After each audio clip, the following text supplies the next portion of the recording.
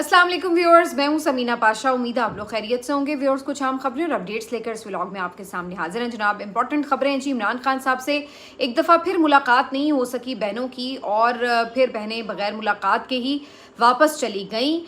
लेकिन इस दौरान जो गुफ्तगू हुई, जो मुख्तलिफ हमें सामने से सिचुएशन नज़र आ रही है, उस पर बात बड़ी करेंगे ज़रूरी, क्योंकि इस वक्त इमरान खान साहब के वकला, उनके लीडर्स का मौक़िफ़ और पोजीशन कुछ और दिखाई देती है। फैमिली कुछ और बात कर रही है, तज़ादात नज़र आ रहे हैं मुख्तलिफ सिचुएशंस के हवाले से।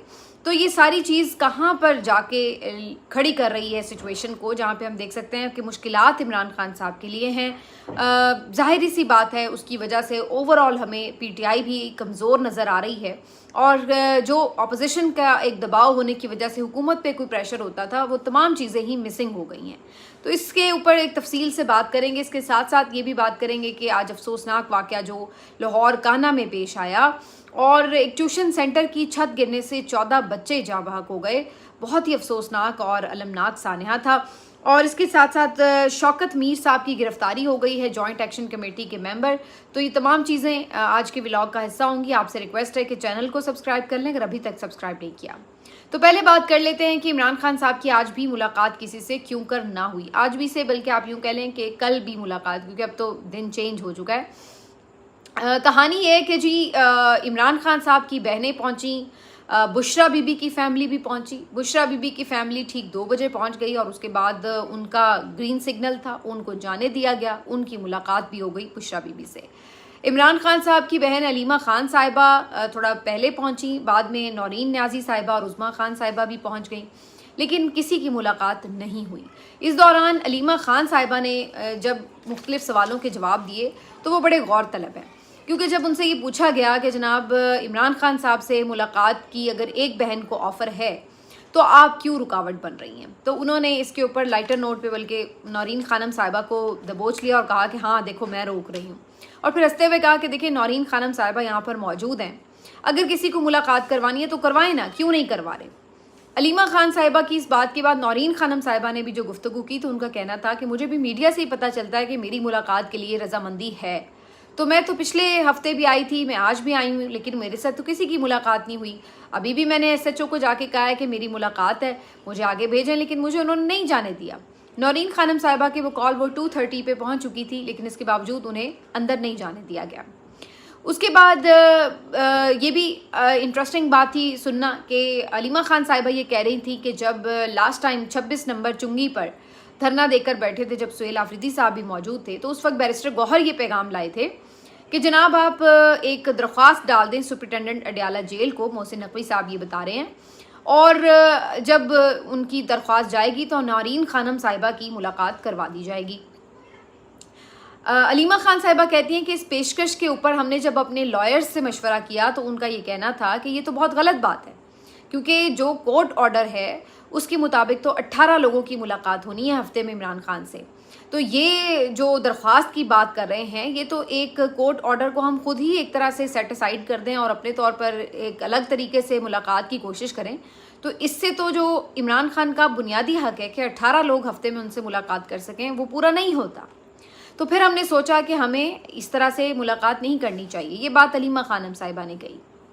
और उसके अलावा फिर शाम तक वो लोग धरने पे बैठी, तकरीबन 9:15 बजे के करीब उन्होंने धरना ख़त्म किया। दिन भर हमें कोई पीटीआई के बहुत सीनियर लोग नज़र नहीं आए। सलमान अकरम राजा साहब पहुँचे, बैरिस्टर गौहर साहब पहुँचे, लेकिन मुलाकात किसी की नहीं हुई। उसके बाद शाम के करीब जो पीटीआई के सूबाई वज़ीर हैं शफ़ी जान साहब, वो पहुँच गए। इसके अलावा शफ़कत अयाज़ और शाहिद खटक वग़ैरह ये लोग भी पहुँचे, और फिर रात को ये लोग भी वापस रवाना हो गए। सुहेल आफरीदी साहब नहीं आए, बल्कि वो तो मैं देख रही हूँ कि थोड़ा मंजर से बिल्कुल गायब ही हैं। इस सारी चीज़ों के दौरान एक जो चीज़ और देखने वाली थी वो ये कि सलमान अकरम राजा और इमरान खान साहब की बहनों के दरमियान वो पहले सी अब आपको मुशावरत होती नज़र नहीं आती, वो पहले सी कम्युनिकेशन या केमिस्ट्री नज़र नहीं आती। ऐसा नहीं लग रहा होता कि वो मिल के कोई चीज़ों के ऊपर मुशावरत करते हैं या फ़ैसला करते हैं, बल्कि एक सर्द महरी सी है, और एक आप कह सकते हैं कि कोल्ड वॉर भी महसूस होती है। पहले सलमान अकरम राजा साहब आते थे तो वो बहनों के साथ ही धरने पे मौजूद होते थे, लेकिन अब जो लोग आते हैं उनकी मुख्तलिफ टोलियाँ और ग्रुप्स होते हैं, कोई एक जगह पे बैठा होता है तो बहनें किसी दूसरी जगह पर बैठी होती हैं, तो वो आपको एक वाज़े कशीदगी सी जो है वो नज़र आ रही होती है कि आपस में मसाइल हैं, गिले शिकवे हैं। और ये सिलसिला तब से शुरू हुआ जब अलीमा खान साहिबा ने एक गुफ्तगू में ये कहा कि बैरिस्टर गौहर हों या सलमान अकरम राजा हों, इन्होंने सहूलत कारी की है और इमरान खान की जो मुलाकात के हवाले से दबाव था उसको नहीं डाला और उन्होंने सहूलत कारी करके इस तरह का कुछ वर्ड्स इस्तेमाल किए। उस पे सलमान अकरम राजा साहब जो हैं उन्होंने अपना काफ़ी एहतजाज भी रिकॉर्ड कराया और उन्होंने गुस्सा भी किया पब्लिकली और ये कहा भी कि हमें इस लफ्ज़ पे शदीद एहतजाज है। और उसके बाद फिर हमने ये देखा कि मुसलसल अब सलमान अकरम राजा साहब और अलीमा खान साहिबा की उस तरह की आपस में कोऑर्डिनेशन नहीं होती। सलमान अकरम राजा साहब ने उसके बाद कोई सख्त अल्फाज तो नहीं कभी कहे बहनों के लिए, लेकिन बहरहाल अब वो उस तरह उनके साथ साथ भी नज़र नहीं आ रहे होते। दूसरी तरफ जब इस सारी मुलाकात की कहानी से मुतालिक उनसे पूछा गया सलमान अकरम राजा साहब से, तो उन्होंने गुफ्तगू में ये कहा कि जनाब हमें ये पैगाम मिला था कि नौरीन न्याजी की मुलाकात हो सकती है, यानी किसी एक बहन की मुलाकात हो सकती है, लेकिन फैमिली ने ये तय किया कि नहीं, सबको इकट्ठे ही मुलाकात करनी है। और अगर अब उन्होंने ये क्यों कैसे तय किया, इसका जवाब उन्हीं से लिया जाए। यानी सलमान अकरम राजा साहब बहनों के जवाब से ऐसा लग रहा था कि मुतमिन नहीं है और इसीलिए उन्होंने उसका दिफा भी नहीं किया कि ये फ़ैसला ठीक है, बल्कि उन्होंने कहा कि अब उन्होंने ये फ़ैसला किया तो वही उसके बारे में बता सकते हैं, मैं उस पर तबसरा नहीं करूँगा। इसी तरह बैरिस्टर गौर ने कहा कि जी फैमिली ने ये तय किया कि सभी को मिलना है तो हम उनके साथ ही खड़े हैं, वरना एक बहन को जाने की परमिशन की बात थी और हमने रिक्वेस्ट्स की थी कि आप मुलाकात करवाएं, तो उसके बाद उन्होंने कहा था कि नौरीन न्याजी की मुलाकात हो सकती है। ये बात बैरिस्टर गौहर ने कंफर्म कर दी। अब ये बात तो हर कोई कंफर्म कर रहा है कि नौरीन न्याजी के लिए मुलाकात की ऑफ़र थी, ये सहाफ़ियों ने भी बता दी, ये अलीमा खान साहिबा ने भी बता दी, ये बैरिस्टर सलमान अकरम राजा ने भी बता दी और बैरिस्टर गौर ने भी बता दी। तो ये बात तो कंफर्म है कि ये बात हुई। ये बात भी कंफर्म हो जाती है कि फिर बहनों ने इब्तदाई तौर पर इसके ऊपर ना ही किया था। आज ज़रूर अलीमा खान साहिबा ने ये बात की कि जी ठीक है आप एक से करवा दें, हम तो बैठे हुए हैं, करवाएं ना करवाते क्यों नहीं, क्योंकि ये झूठ बोलते हैं, ये फ्रॉड करते हैं, ये सिर्फ धोखे देते हैं। तो ये बातें उन्होंने की, इसमें कोई शक नहीं है। मैं ये नहीं कह रही कि निज़ाम ये सब नहीं करता, इसमें कोई शक नहीं है कि ये सिस्टम नहीं चाहता कि इमरान खान की मुलाकातें बहाल हों, ये सिस्टम को सूट ही नहीं करता। इसके ऊपर मैं तफसीली पिछले व्लॉग में बात कर चुकी हूँ।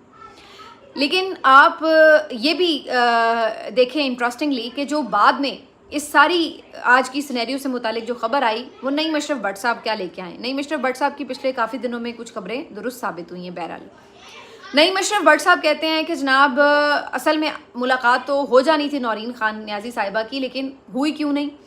उन्होंने ये खबर ब्रेक की है कि जनाब नौरीन खानम न्याजी साहिबा को बता दिया गया था और बुशरा बीबी की फैमिली की जो ख़वातीन थी उनको भी बता दिया गया था कि आज आपकी मुलाकात हो जाएगी, आप 2 बजे वहाँ अडयाला के बाहर पहुँच जाएँ।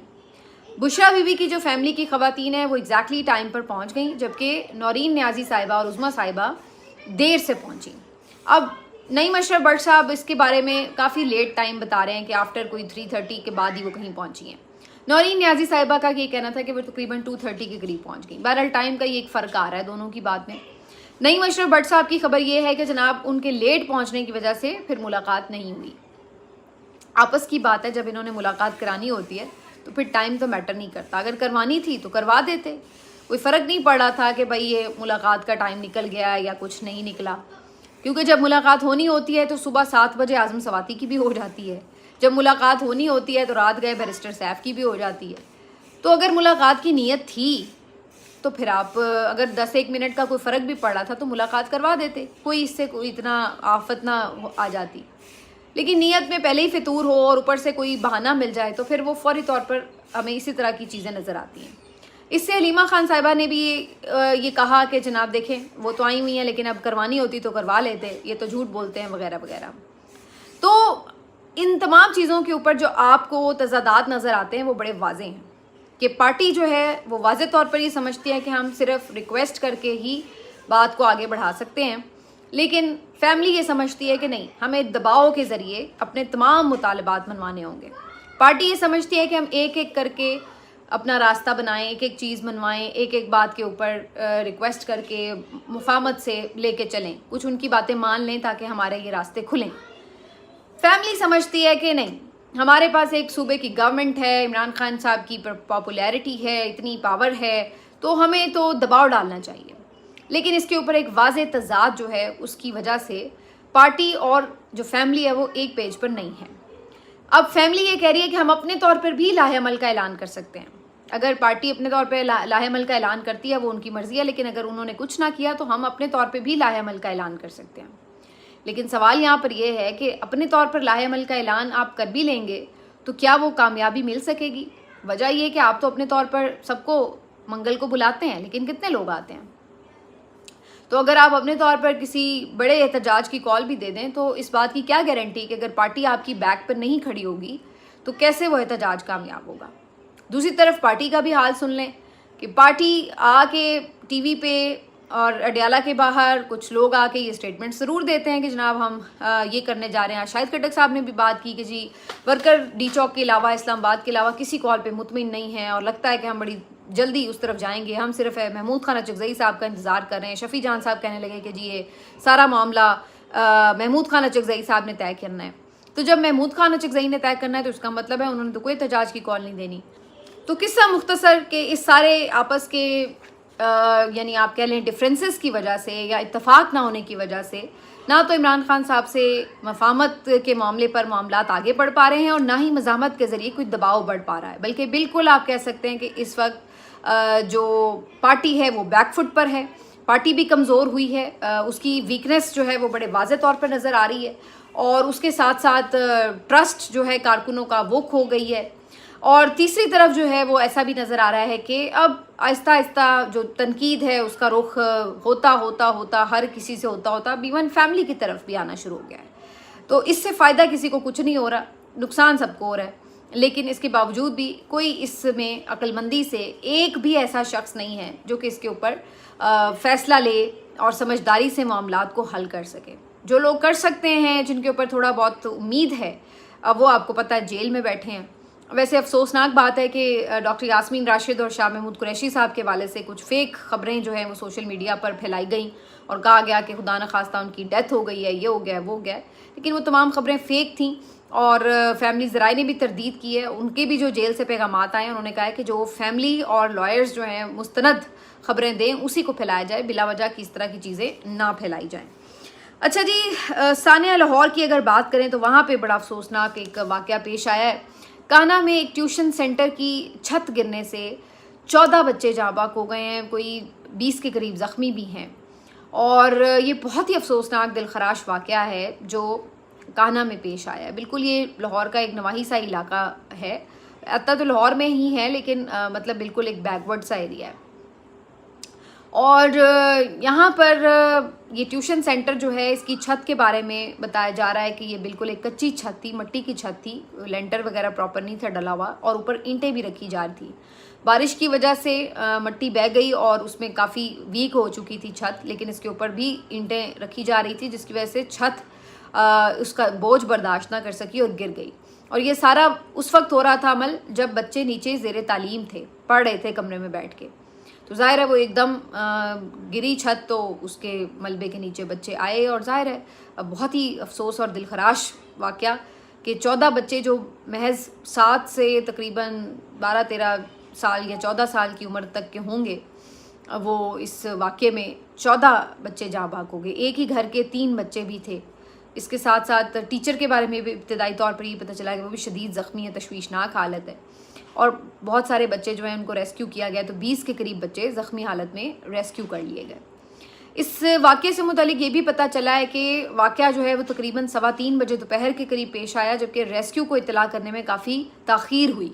वहाँ पे जितने लोग भी मौजूद थे उन्होंने फ़ौरी तौर पर क्यों रेस्क्यू को आखिर नहीं बुलाया, लेकिन बहरहाल ख़बर ये आ रही है रेस्क्यू के मुताबिक कि कोई 4:30-4:45 के करीब जो है वो रेस्क्यू को आवाज़ आई और फिर उसके बाद वो वहाँ पहुँचे और उन्होंने रेस्क्यू का अमल शुरू किया।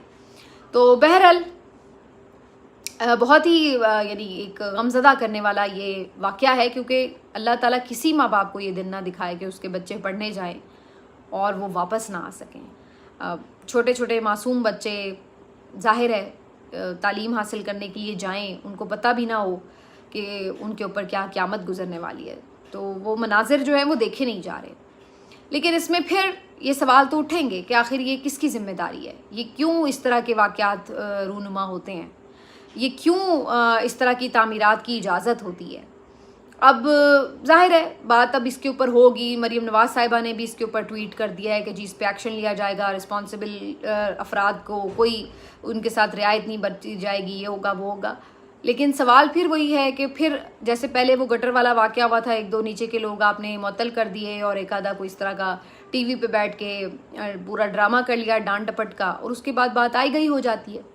ये चकवाल वाला वाक़या सीसीडी का हुआ, उसके ऊपर 2-3 प्रेस कॉन्फ्रेंसेस कर ली गई, उसके बाद आज उसकी क्या पेशरफ्त है, क्या तहकीकात है, किसी को खबर नहीं। तो अभी भी एक ट्वीट कर दिया आपने, उसके बाद 2 दिन बाद सब भूल जाएंगे, कोई और मसला होगा और उस पर बात हो रही होगी। तो ये हमारे यहाँ का वतीरा है। कोई भी सानिया होता है, कोई भी वाक़या होता है, उसके बाद इब्तदाई तौर पर उसके ऊपर सब कंसर्न्स शो करते हैं और उसके बाद फिर किसी अगले हादसे के लिए हम लोग इंतज़ार करते हैं। ये अब खाली आप इसके ऊपर इंतज़ामिया या किसी को क्या ठहराएं, ये तो घर घर का मसला है ना, क्योंकि ओवरऑल अब आप इस पे ये भी बात एक होने वाली है, इसका एंगल ये भी है कि उसके बाद अब ये कहा जा रहा है कि जो गैर रजिस्टर्ड ट्यूशन सेंटर्स हैं जी उनको बंद किया जाएगा, ये होगा वो होगा। भाई ये ट्यूशन सेंटर्स जो हैं ये तो लोग घरों में भी आम तौर पर बच्चों को तालीम दे देते हैं, और जो ये इस तरह के इलाके हैं, गरीब गुरबा बेचारी ख़वातीन हैं जो कोई 10-12 जमातें पढ़ लेती हैं, तो उनके घरों में तो नॉर्मल बात है कि जी 2-4 बच्चे मोहल्ले के आ गए ट्यूशन पढ़ने के लिए थोड़े थोड़े पैसों पर, और वो जो हैं वो इसी बहाने कुछ थोड़ी बहुत अपनी दाल सब्ज़ी की गुंजाइश निकाल लेती हैं। और जो पढ़ाने वाले माँ बाप हैं वो कौन सा बेचारे को बड़े अमीर कबीर हैं, उनके लिए भी जाहिर है यही उन्हें सूट करता है कि कोई भी गली मोहल्ले में पढ़ा दे, चलो भाई काम उनका भी चल जाए। तो ये इस तरह की मामलात हैं। इसमें आप कौन कौन से घर में जाके चेक करेंगे कि भाई कहाँ कहाँ जो है वो बच्चे पढ़े हैं और कहाँ पर नहीं पढ़े। यानी ये तो हर गली मोहल्ले में आम तौर पर इस तरह की चीज़ें होती हैं। ज़रूरी तो नहीं उसके लिए बाकायदा कोई ट्यूशन सेंटर खोले जाएँ या कोई रजिस्टर करवाए जाएँ।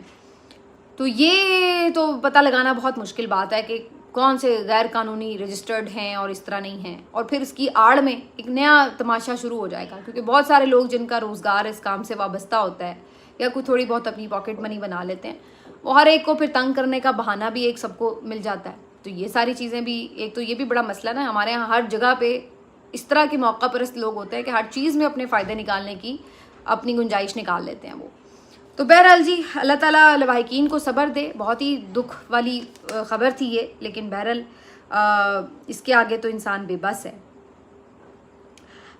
एक खबर जो है, जब हम इंतज़ामिया की बात करते हैं तो जैसे मैंने कहा कि हर जगह आप इंश्योर नहीं कर पा रहे होते। अब आप इससे अंदाज़ा लगा लें कि लाहौर में जो LPG की कीमत है वो पिछले दिनों 309 रुपये फ़ी किलो मुकर्रर थी, जो सरकारी निर्ख था।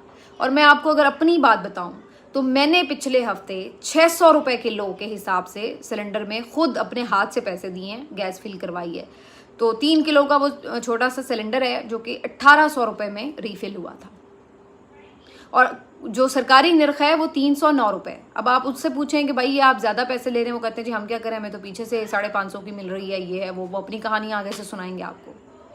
अब आज ये खबर आई है कि LPG की कीमत में खातिर ख्वाह कमी हो गई है और 67 रुपये कम कर दी गई है प्राइस फ़ी किलो के पीछे। यानी जो पहले सरकारी निर्ख 309 रुपये था उसमें से आप 67 और मज़ीद कम कर लें तो कोई, यानी आप कह लें कि जो आसपास कोई 250 रुपये के करीब जो है वो होना चाहिए उसका सरकारी निर्ख, इस रेट पे मिलनी चाहिए। लेकिन मैं आपको गारंटीड बता रही हूँ कि लाहौर में कोई एक जगह से भी आपको 250 रुपये की फ़ी किलो सिलेंडर की गैस नहीं मिलेगी। तो आप सरकारी तौर पर जो मर्ज़ी हुक्मनामे जारी करते अपने आप को खुशहाल साबित कर लें कि देखिए जी हमने सस्ता भी कर दिया, ये भी कर दिया, वो भी कर दिया। ग्राउंड पर रियलिटी क्या है? ग्राउंड पर रियलिटी है कि किसी को 400-500 से कम मिलेगी नहीं, आपने भले सस्ती भी कर दी हो। तो आप सिर्फ कागज़ों में खाना पूरी करते हैं। इसी वजह से ये जो आपको हादसात होते हैं, ये तमाम चीज़ें होती हैं, आपके जो लॉज होते हैं उनकी इम्प्लीमेंटेशन होती है, जो ज़िले कमेटियाँ हैं, तंजीमें हैं, फोर्सेस हैं, ये सब बीच में अपने चूने लगा रहे होते हैं, लेकिन जो असल इश्यूज़ हैं उनके ऊपर तवज्जो नहीं होती। आज इसके ऊपर मुस्तफ़ा नवाज़ खोखर साहब ने भी इंपॉर्टेंट पॉइंट रेज़ किया है कि ये मसाइल जो गली मोहल्ले वाले होते हैं इसके ऊपर नज़र कौन रखता है? इसके ऊपर नज़र रखते हैं बल्दियाती आपके जो इदारे होते हैं। तो जब आप बल्दियाती इलेक्शन नहीं कराते, बल्दियाती इदारों को स्ट्रॉन्ग नहीं करते, तो फिर जो है वो आप हर गली मोहल्ले का तो खैर खबर नहीं रख सकते ना प्रोविंशियल लेवल के ऊपर। तो ये आप फिर एक मसले को जब पकड़ते हैं तो उसका लिंक जो है वो जाते जाते जाते कहाँ से कहाँ पहुँच जाता है। लास्टली बात कर लेते हैं थोड़ी सी जी कश्मीर की, क्योंकि कश्मीर में एक बड़ी खबर आज आई। जॉइंट एक्शन कमेटी के जो रुकन हैं शौकत नवाज मीर, उनको अरेस्ट कर लिया गया है। खबर ये आ रही है कि जो रावला कोर्ट में धरना जारी था उसमें वो शिरकत के लिए पहुंच रहे थे, लेकिन उससे पहले मुखबरी हो गई और फिर वहाँ पे पुलिस ने एक एक्शन किया और उनको गिरफ्तार कर लिया। अभी तक उन्हें कहीं अपीयर नहीं किया गया, होपफुली उन्हें आज कहीं अपीयर कर दिया जाएगा। लेकिन शौकत मीर की जो गिरफ्तारी है वो एक बड़ा मतलब मामला है, बड़ा अहम मामला है। उसकी वजह यह है कि वो उन 3-4 लोगों में से हैं जो कि बेसिकली जॉइंट एक्शन कमेटी के रूह रवां हैं और लोग उनकी बात सुनते हैं, मानते हैं, उनको फॉलो कर रहे हैं। तो उनमें से एक की गिरफ्तारी हो गई है। उमर नज़ीर वैसे ही ज़ख्मी हुए थे पिछली दफ़ा, और 2 और लोग हैं, ख्वाजा मेहरान और एक और। तो इनके ऊपर जो है इन्होंने कुछ प्राइस भी रखी हुई थी गिरफ्तारी के लिए। अब इससे क्या धरने ख़त्म हो जाएंगे, एहतजाज ख़त्म हो जाएगा? जो जॉइंट एक्शन कमेटी ने इसके ऊपर ट्वीट किया उसके मुताबिक तो वो कहते हैं जी इससे तो हम डरने वाले नहीं हैं, क्योंकि हम किसी शख्सियत के पीछे नहीं खड़े, हम तो अपनी जो राइट्स की जंग है वो लड़े हैं। तो जनाब हम तो अपनी जो एहतजाज है, जो हमारे धरने हैं वो हमारे कंटिन्यू रहेंगे, भले आपने लीडर को गिरफ्तार भी कर लिया हो। तो वहाँ पे तो मामला भी वैसे ही है, लेकिन ज़ाहिर है थोड़ा बहुत फ़र्क तो पड़ता है जब आपकी लीडरशिप उससे मंजर से हटेगी, तो डायरेक्शंस नहीं आ रही होती तो उससे फ़र्क तो पड़ता है। तो देखते हैं कि उसके बाद अब ये धरना ख़त्म करने में कामयाब होते हैं या नहीं इंतज़ामिया। दूसरी तरफ बिलावल ने मौलाना फजल रहमान से मुलाकात की, तो इसके ऊपर ख़बर ये आ रही थी कि शायद वो ये एहतजाज के हवाले से कोई उनसे मुलाकात करने गए हैं, लेकिन बाद में प्रेस कॉन्फ्रेंस से ये पता चला कि JUI और पीपल्स पार्टी मिलकर आज़ाद कश्मीर का इलेक्शन लड़ने पर जो है वो इत्तफाक कर बैठे हैं। तो उन्हें वहाँ पे सिर्फ इलेक्शंस की पड़ी हुई है, अभी ज़रा हालात बाद में ठीक हो जाएंगे।